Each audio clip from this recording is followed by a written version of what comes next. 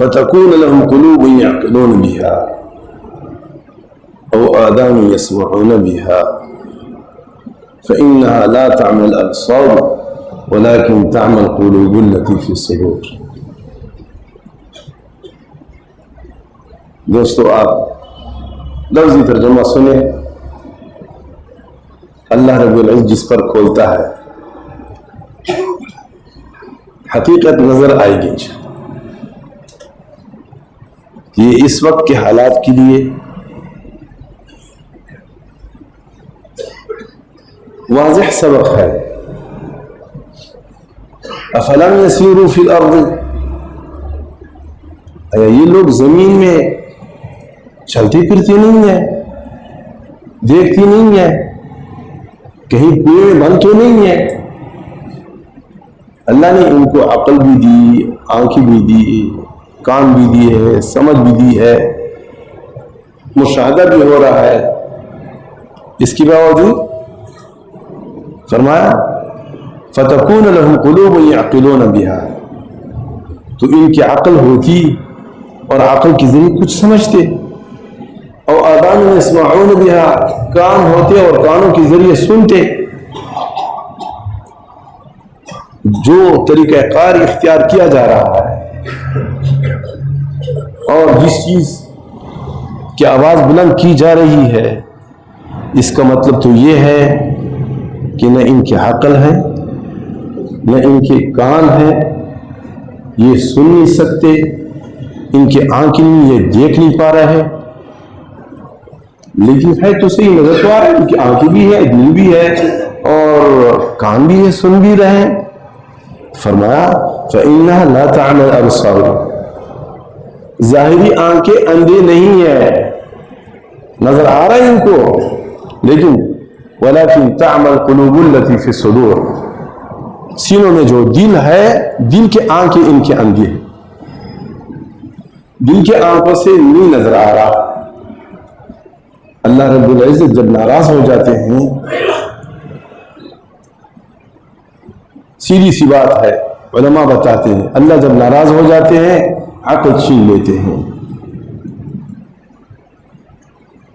وہ جو کسوٹی ہے جس سے اچھا برا سمجھا جاتا ہے، اللہ وہ چھین لیتے ہیں، پھر پتہ نہیں چلتا کہ صحیح کیا ہے غلط کیا ہے. ایک نقصان چیز پہ ڈٹا ہوا، اپنے کلاڑے سے اپنے پیروں کو کاٹ رہا اور تلا ہوا کہ نہیں ایسا کرنا ہے، اس میں ہماری خیر ہے، اس میں ہماری عزت ہے، اس میں ہماری آزادی ہے، اس میں ہماری ترقی ہے. عقل ماری گئی ہے دوست، عقل ماری گئی. فَإِنَّهَا لَا تَعْمَى الْأَبْصَارُ وَلَكِنْ تَعْمَى الْقُلُوبُ الَّتِي فِي الصُّدُورِ. آنکھیں اندھی نہیں ہے، آنکھوں کو نظر تو آ رہا ہے، لیکن دل کی جو آنکھیں ہوتی ہے کہ اس سے حقیقت کی شناسی ہوتی ہے وہ نہیں ہے. وَيَسْتَعْجِلُونَكَ بِالْعَذَابِ، پھر کہتے ہیں لاؤ عذاب لاؤ، کیا کر سکتے ہو تمہیں، ہمیں کس چیز سے ڈرا دو، ہے تمہارا خدا تو ہمارے ساتھ کرے نا. العیاذ باللہ. وَلَن يُخْلِفَ اللَّهُ وَعْدَهُ، اللہ اپنے وعدے کا ہرگز خلاف نہیں کرتے. حکمت ضرور ہوتی ہے، دیر ضرور ہوتی ہے، وہ حلیم ذات ہے، ہر چیز کے لیے ایک موقع ہے. وَإِنَّ يَوْمًا عِنْدَ رَبِّكَ كَأَلْفِ سَنَةٍ مِّمَّا تَعُدُّونَ، اور اللہ کے ہاں تو ایک دن وہ ایسا ہے کہ اگر یہ 1000 سال تک گنتے رہیں، اللہ کے ہاں تو ایک دن ایسا.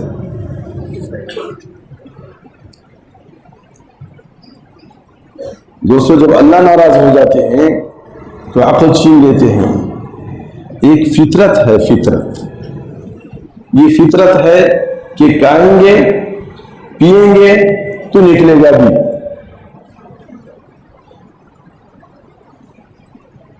جو کھائے گا باتھ روم نہیں جائے گا.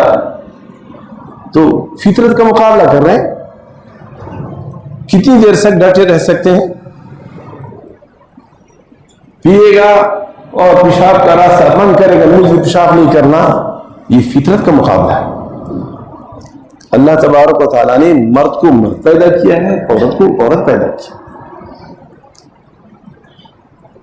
اللہ نے مرد میں اپنی صلاحیت، مرد کو اپنی صلاحیت سے نوازا ہے، عورت کو اپنی صلاحیت سے نوازا. جو وظیفہ، جو ڈیوٹی عورت انجام دے سکتی مرد نہیں دے سکتا. کتنا ہی پنیہ خان ہو وہ بچے نہیں جل سکتا. اور جو ذمہ داری اللہ تبارک و تعالیٰ نے مرد کو سونپی ہے اور جس مشقت کو برداشت کرنے کی صلاحیت اللہ نے مرد کو دی ہے، عورت صرف نازک ہے، وہ نہیں کر سکتی. لیکن جب عقل ماری جاتی ہے تو آزادی کے نام سے یہ جو آواز بلند ہو رہی ہے آپ دیکھ رہے ہیں. بلکہ ہمارے تو اکثر ساتھی امید ہے کہ سمجھتے ہیں کہ یہ کوئی نظریاتی بات بھی نہیں ہے، یہ تو کرائے کی بات ہے، پیسوں پیچھے سے پیسے مل رہے ہیں اس طرح آوازیں پوری اونچی کر لیجیے. ایسا نہیں ہے کہ نظریات ایسے کرائے کے لوگ اور ہمارے لوگ ان باتوں میں آ جاتے ہیں. ہماری سیدھی سادھی عورتیں بیچارے، یہ ان کا نقصان ہے، بڑا زبردست نقصان. آزادی اس چیز کا نام ہے. اللہ نے ہمارے دین اسلام میں جو عورت کو عزت بخشی ہے کوئی دین نہیں دے سکتا، اور نہ آج تک کسی معاشرے نے کیا. اور جو آزادی سمجھتے ہیں ان کو نظر نہیں آ رہا کہ تمہارا معاشرہ برباد، تمہیں تو عورتوں کے ساتھ کیا ظلم کیا، وہ کسی کام کی نہیں رہی بیچارہ. لیکن جو سیدھے سادے لوگ ہیں ان کو یہ بات سمجھ نہیں آتی، یہ بات ان کو سمجھ نہیں آتی. حقیقت میں یہ اعلان جنگ ہے اللہ کے سامنے، اللہ کے ساتھ لڑائی والی بات ہے. اور اللہ رب العزت تو عذاب بھیج سکتا ہے اور بھیجتا رہتا ہے، لیکن جس کو اللہ تبارک و تعالیٰ اس عذاب کو ہدایت کا ذریعہ بناتا ہے تو وہ اس کو سمجھ آ جاتا ہے. اور بے شمار ایسے ہوتے ہیں کہ اس عذاب کو عذاب نہیں سمجھتے، وہ بھی اسباب کے تحت وہ گھومتے رہتے ہیں. پوری دنیا میں اس وقت جو ہو رہا ہے اس میں کوئی شک نہیں، اللہ کی طرف سے عذاب. کرونا وائرس ہو یا آپس میں لڑائیاں ہوں، جنگ و جدال ہو، یہ سب اللہ کا عذاب ہے. اور اس عذاب کی جو اصل وجہ ہے وہ پیٹ ہے، پیٹ. اللہ رب العزت کی ربوبیت کا انکار ہے. ہر ایک یہ سمجھتا ہے کہ ہم ایسا کریں گے تو پھر ہماری معاشی حالات اچھے ہوں گے، بہتر ہوں گی. ساری جنگ یہ لڑی جا رہی ہے، جبکہ رزق دینے والا اللہ ہے. کبھی کم دے گا، کبھی زیادہ دے گا.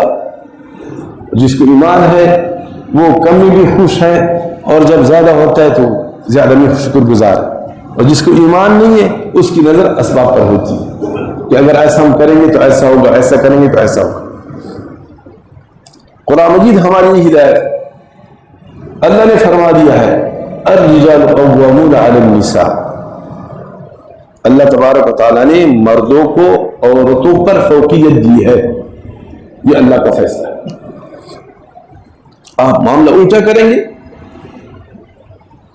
تو ظاہر بات ہی فطرت کا مقابلہ ہے، اور ایسا چلے گا نہیں، اس سے معاشرہ برباد ہوگا. معاشرہ کی بربادی کی مختلف صورتیں ہیں. جیسے ان کو بڑی فکر اسی کی تو ہے کہ ہمارے بچے نہیں ہیں، ان کی جو نسل ہے آہستہ ختم ہوتی جا رہی ہے. وہاں کے اصل جو باشندے لوگ ہیں وہ کم سے کم ہوتے جا رہے ہیں. یہاں کے لوگ وہاں جا مزدوری جا کر کے وہاں رہ رہے ہیں، ورنہ تو ان کی تعداد ختم ہو جا رہی ہے، اور یہ انہوں نے خود کر لیا، اب وہاں سے واپس نہیں آ سکتے. ان کی دانشور لوگوں کو جو سمجھدار ہے یا جو منصوبے بناتے ان کو نظر آ رہا ہے کہ ہماری بقا زیادہ سے زیادہ 100 سال تک ہے. جس انداز سے، جس رفتار سے ہماری نسل بڑھ رہی ہے تو اس کا نتیجہ یہ ہوگا کہ آخر زیرو پہ پہنچ جائے گی. اس لیے بڑے بڑے منصوبے بن رہے ہیں کہ کس طریقے سے ان میں یہ چیز آ جائے، بے حیائی آ جائے اور آزادی آ جائے، جب اس طرح آزادی آئے گی تو کون عورت ہے جو بچے جننے کے لیے تیار ہو جائے؟ مرد تو بچے جن نہیں سکتے، اور عورت جب اس میدان پہ آ جاتی ہے تو وہ بچے جننا اس کے لیے ایک عذاب ہوتا ہے۔ اسی ہفتے کی بات ہے، موزمبیق سے ایک فون آیا، ٹیپ آیا میرے پاس کہ مفتی صاحب آپ اس کا جواب دیں، اور اس کی آواز تھی عورت کی، ہے الحمدللہ مسلمان ہے لیکن ایمان کمزور، تو اس ایمان کی کمزوری کی وجہ سے وہاں گیا ادھر گیا اور اپنے ملک کو چھوڑ دیا کہ وہاں شاید ہمیں روزی اچھی ملے گی، اور پھر ان سے متاثر بھی ہو رہے ہیں، خامیاں ہیں، کوتاہیاں ہیں۔ تو ایک عورت کا فون ہے، وہ بیچاری بڑے درد آواز کے ساتھ وہ کہہ رہی ہے کہ مفتی صاحب مہربانی فرمائے آپ مجھے اس مسئلے کا جواب دیں، شریعت میں میرے لیے گنجائش ہے، مجھے اتنے مہینوں کا حمل ہے اور مجھے دفتر میں جانا پڑتا ہے، اور مجھے جو مشکلات کا سامنا ہے مجھے پتا ہے، اور یہ لوگ تو کوئی رعایت کرتے نہیں ہیں، مجھ پر آوازیں کستے ہیں اور مجھے کہتے ہیں کہ یہ ہے وہ ہے، اور میں بڑی اذیت سے گزر رہی ہوں، گنجائش ہے کہ میں اسقاط کر لوں، میں صفائی کر لوں، اس کی گنجائش ہے؟ یہ اس کا سوال ہے۔ ظاہر بات ہے اللہ تبارک و تعالیٰ نے عورت کو گھر میں رکھنے کا حکم دیا ہے، مرد کی ذمہ داری کہ آپ نے اس کے منہ میں لقمہ دینا ہے، اس کے کپڑے کی ضرورت ہے، اس کے کھانے کی ضرورت ہے، اس کی رہائش کی ضرورت ہے، مرد کی ذمہ اللہ نے لگایا۔ نکاح نام ہی سیکھا ہے، ایجاب و قبول، تو فوراً ذمہ داری آ گئی۔ آپ نے ایک عورت کو قبول کر لیا نکاح میں، اب شریعت کہتی ہے کہ تو نے اس کی ساری ضرورت کا خیال رکھنا ہے، اور اللہ نے اس مرد کو یہ صلاحیت دی ہے کہ وہ روڈوں کو چیرے اور پہاڑوں کو چیرے اور بڑے بڑے چٹانوں کو مارے۔ عورت میں یہ صلاحیت نہیں ہے، وہ کسی بھی طریقے سے باہر جا کر کے کما کر کے لائے گھر کے، عورت میں یہ صلاحیت نہیں۔ لیکن اس معاشرے نے یہ زہر یہاں پر بھی ڈال دیا کہ نہیں، عورت کو بھی دفتر جانا چاہیے، عورت کو بھی مرد کے ساتھ شانہ بشانہ کڑا ہونا چاہیے، اور یہ کرنا چاہیے، اس میں ہماری ترقی ہے، اور یہ جو پردہ وغیرہ ہے یہ ہماری ترقی کے لیے ایک آڑ ہے۔ اللہ سمجھ عطا فرما دے، اللہ سمجھ عطا فرما دے۔ تو یہ عورت بیچاری اگر اس کی فریاد کو سنتے، میں نے تو 2-3 لفظ بتا دی، 3-4-5 دن تک وہ بول رہی کہ مجھے یہ ہو رہا ہے، مجھے یہ ہو رہا ہے، جسم ٹوٹ رہا ہے، میری صحت اجازت نہیں دی رہی، مجھ سے کام نہیں ہو پا رہا، ادھر میری یہ مجبوری ہے، مجھے جانا پڑتا ہے۔ تو جواب کیا ہے مفتی صاحب نے کیا جواب دینا ہے؟ بھئی جواب تو یہ ہے کہ اللہ نے آپ پر دفتر جانا ضروری نہیں کرا دیا۔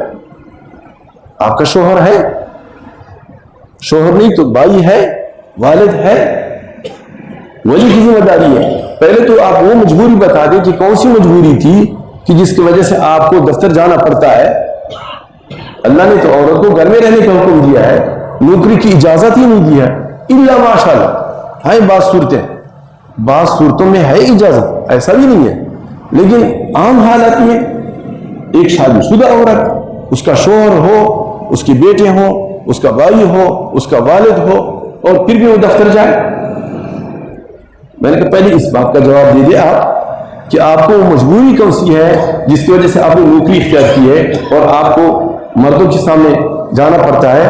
یہاں تو آپ ایک حکم کے لیے فکر مند ہیں کہ اگر ایسا کروں گی تو گنہگار ہو جاؤں گی، زیادتی ہو جائے گی مجھ سے، جبکہ وہاں دفتر میں جا کر کے سینکڑوں احکامات اور ٹوٹ رہی ہے، کتنے سارے احکامات کو توڑ رہی ہے آپ۔ مردوں کے ساتھ اختلاط، مردوں کے ساتھ سامنا کرنا، وہ کہاں جائے گا؟ تو یہ حالات تو اپنے میں خود پیدا کر دیے۔ اگر کوئی معقول وجہ آپ کے پاس ہے تو پھر شاید گنجائش ہو آپ ہمیں بتا دیں۔ جواب نہیں آئے، پھر جواب نہیں آئے، بات سمجھ میں آگے۔ تو یہ دوستو، یہ جو اس وقت ہو رہا ہے یہ عورت کے حق میں انتہائی نقصان دہ ہے۔ جو سہولت ہے، جو عزت ہے، جو آرام ہے، جس میں عورت کی خوبصورتی اور حسن کی بقا ہے، اس سے نکالنے کے لیے، اس کی عزت کو لٹانے کے لیے اور اس کی قیمت کو گھٹانے کے لیے اللہ نے فطرت، انسان کی فطرت میں رکھا. وہ کون سا مرد ہے جو یہ برداشت کرے کہ اس کی بیوی آزاد ہو اور اس کے جسم سے کوئی اور بھی جو ہے نا مزہ لے؟ وہ انسان کی غیرت برداشت نہیں کرتی. وہ مرد کہاں اپنی بیوی سے وفا کر سکتا ہے؟ اور جس کو پھر یہ یقین بھی نہ ہو کہ یہ بچہ میرے نطف سے یا کسی اور نطف سے. تو معاشرے کو برباد کرنے کے لیے یہ آواز بلند ہو رہی ہے. اس لیے سنجیدہ لوگوں سے درخواست ہے کہ سنجیدہ طریقے سے اس کا دفاع کریں، اس کا دفاع کریں. ایک میسج میرے پاس آیا، بڑا اچھا جواب ہے، وہ بھی بڑا اچھا، مجھے بڑا اچھا لگا کہ کوئی ایک لڑکی ہے مولانا صاحب سے سوال کر رہی ہے، مولانا صاحب یہ کیا ہے کہ ہمیں حق حاصل نہیں ہے کہ مرد تو ہر جگہ پہنچے اور ہمیں ہر جگہ پہنچنے کی اجازت نہیں ہے، ہمیں گھروں میں رہنے کا حکم ہے، یہ دین اسلام زیادتی نہیں کر رہا؟ جیسے مرد آزاد ہے ہمیں بھی اس طرح آزادی ملنی چاہیے، ہم بھی انسان. تو مولانا صاحب نے جواب دیا کہ آپ نے کبھی لوہے کی دکان کو دیکھا جہاں پہ سریا وغیرہ، داڑ، ٹیرن وغیرہ بکتے ہیں؟ کبھی دیکھا؟ ہاں دیکھا ہے. عموماً تالا بھی نہیں لگتا، بڑے بڑے لمبے سریے ہوتے ہیں، باہر روڈ پہ ہوتے ہیں، ایسے محفوظ نہیں ہوتے. اور لوہا ہے، بارش بھی آئے اس پر، سردی آئے، گرمی آئے، آسانی سے کوئی چور اٹھا بھی نہیں سکتا، وہ لوہا پڑا ہی رہتا ہے. اور اس پہ کوئی جائے تو وہاں زیادہ دیر تک بیٹھتا بھی نہیں ہے، اس لیے کہ لوہے کی آوازیں ہیں یا جو ہے کہیں پیر کٹنے کا اندیشہ ہے. اگر کوئی جائے تو آرام سے نکلنے کی کوشش کرتا ہے لوہے کی گودام پہ. فرمایا آپ نے کبھی دیکھا ہے؟ کہا ہاں دیکھا ہے. تو بتایا کہ آپ نے کبھی سونار کی دکان کو بھی دیکھا اور اس میں ہیرے؟ اگر کوئی قیمتی ہیرا ہے تو کتنی حفاظت سے اس کو رکھتے ہیں، ریشم کے غلافوں میں اور ڈبیا میں، اور بڑے محفوظ اور خاص آدمیوں کو دکھایا جاتا ہے. بالکل کھلا نہیں ہوتا کہ کوئی بھی آئے، کوئی بھی ہاتھ میں ڈالے اس کو، کوئی کچھ بھی کرے.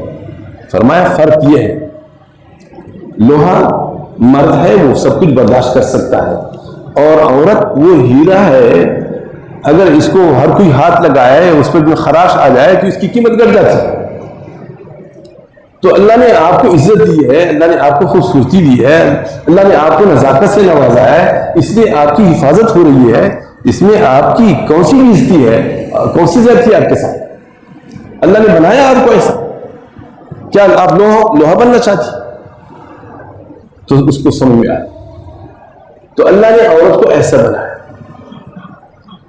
کہ وہ بچے جننے کے لیے ہے، پھر بچے ایک عمر ہوتی ہے، اس کی تربیت کے لیے ماں ہے. اور ہماری اس معاشرے میں جہاں پہ یہ سوچ ہے، وہ کتنی زیادتی ہوتی ہے بچوں کے ساتھ، کتنی زیادتی ہوتی. چھوٹے چھوٹے بچوں کو ماسیوں کے حوالے کیا. اب ماسی کی شفقت کہاں ہو سکتی ہے؟ ایک ماں ہے، وہ اپنے بچے کی جو خیر خواہ ہے، وہ جو دیکھ بھال کر سکتی ہے، ماسی تھوڑا کر سکتی ہے.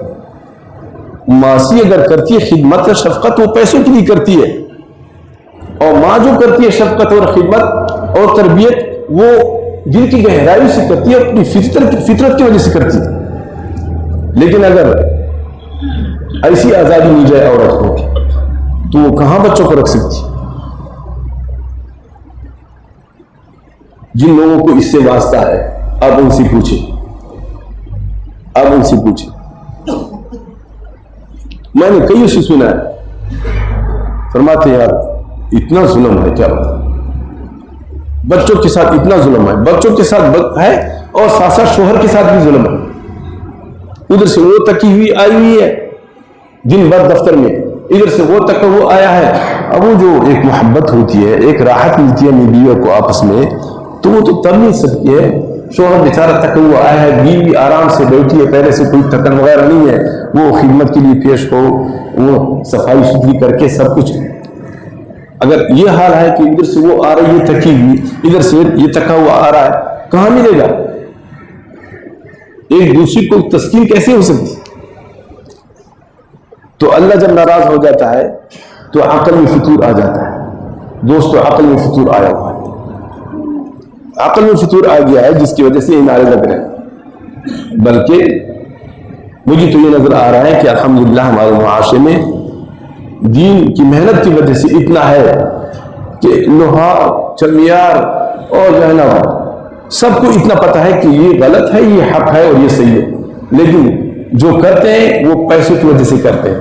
یہاں مار کھا جاتے ہیں، جہاں پیسہ ملتا ہے نا، پیسہ، پھر پیسے کے لیے عزت بھی بیچتے ہیں، پیسے کے لیے مصنوعی نعرے بھی لگاتے ہیں، اور پیسوں کے لیے نظریہ کا بھی دکھلاتے۔ کوئی نظریہ نہیں ہے، ایسی کوئی سوچ نہیں ہے، لیکن پیسے مل رہے ہیں۔ اور پیسے کون دے رہا ہے؟ باقاعدہ منصوبہ بندی کے تحت، باقاعدہ بڑے بڑے ادارے بنے ہوئے ہیں اس کے لیے کہ ان ممالک کو کیسے ہم کر سکتے ہیں۔ اگر یہ اپنی دین پر رہیں گے تو ہم نہیں کہہ سکتے ان کو، یہ ہمارے پیروکار رہیں گے، ہمارے تابع رہیں گے، اور پھر جانا۔ اور یہ حقیقت ہے، اگر مسلمان دین پر آیا تو آزاد ہوگا، دین پر نہیں آئے گا تو غلام رہے گا، جیسے کہ غلام ہے۔ دیکھو نا، خانہ کعبہ میں طواف رک گیا، یہ قیامت کی نشانوں میں سے یاد رکھیں۔ خانہ کعبہ میں طواف رک گیا، جس کو اللہ تبارک تعالیٰ نے مثابۃ للناس بنایا، لوگوں کی بقا اس سے جڑی ہوئی ہے۔ یہ لوگ جب خانہ کعبہ اپنی عزت و وقار کے ساتھ باقی ہے تب جا کے لوگوں کی بقا ہے۔ جب اس کی یہ عزت اور شرف نہیں ہوگا، احترام نہیں ہوگا، اللہ رب پوری دنیا کو ختم کر دیتا، اور وہ علامات نظر آ رہی۔ یہ سب دجالی فتنے ہیں، اوپر سے نیٹ ورک ہے وہ یہودیوں کے ہاتھ میں ہے، اور ان کے خود کے لوگ بھی کہتے ہیں، ایسی کلپ میں نے سنی ہے جو امریکہ کے لوگ بھی کہتے ہیں کہ ہم آزاد نہیں ہیں، ہم آزاد نہیں ہیں، ہمارا جو لگام ہے وہ دوسروں کے ہاتھ میں ہے۔ تو دوستو دجالی فتنے ہیں، اور اس کی حفاظت کے لیے اللہ تبارک و تعالیٰ نے آپ اسلام کی سنتوں کو اور اعمال کو بتایا ہے۔ بتاتے ہیں، حدیث میں آیا ہے، جو سورہ کہف کی تلاوت کرے گا، خاص کر جمعے کے دن جو سورہ کہف کی تلاوت کرے گا، تو اگلے جمعے تک اس کے لیے ایک نور ہوگا، جس سے اس کو یہ تمیز ہوگا کہ میں یہ سچ کیا ہے اور جھوٹ کیا ہے، حق کیا ہے اور باطل کیا ہے۔ ایک نور سے اس کو اللہ نوازے گا، اور دجالی فتنوں سے محفوظ رہے گا جو سورہ کہف کی تلاوت کرے گا۔ اس لیے اپنے بچوں کو بھی کہو، خود بھی معمول بناؤ۔ اس دور میں سخت ضرورت ہے اس چیز کی کہ سورہ کہف کی تلاوت جمعے کے دن ناغا نہیں ہونا چاہیے۔ پڑھو، اللہ حفاظ فرمائے گا دجالی فتنوں سے، ورنہ کہیں آپ بھی اس کا حصہ بن گئے پھر بڑے خطرے کی بات ہے۔ اللہ ہم سب کی حفاظ فرمائے۔ ہاں، افتاح کورس کرایا جاتا ہے، مفتی بننے کی تربیت ہوتی ہے، تو یہ ہر سال فارغ ہوتے ہیں، اس سال بھی 17 فارغ ہو رہے ہیں۔ تو کل بروز ہفتہ عشاء میں اس کی تقریب ہے، آپ سے گزارش ہے کہ اس میں شرکت فرمائیں اور دیکھیں کہ کیا ہوتا ہے، کارگزاری ہوگی اور ہماری استاد بیان فرمائیں گے، انشاءاللہ بڑا فائدہ ہوگا۔ جزاکم اللہ۔